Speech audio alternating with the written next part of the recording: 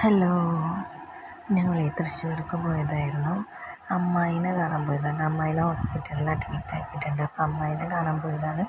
അപ്പോൾ ഞങ്ങൾ പോയത് പാടം വഴിക്കാണ് കേട്ടോ. ഞങ്ങളുടെ അവിടെ ശോഭയുടെ അവിടെയൊക്കെ ബ്ലോക്ക് ആയതുകൊണ്ട് ഞങ്ങൾ പാടം വഴിക്കാണ് പോയത്. അപ്പോൾ പോകുമ്പോൾ എടുത്ത വീഡിയോ ആണ് കേട്ടോ. പിന്നെ അതേപോലെ ഞങ്ങൾ വരുന്ന വീഡിയോ പാടം വഴിക്കാണ് വന്നതും.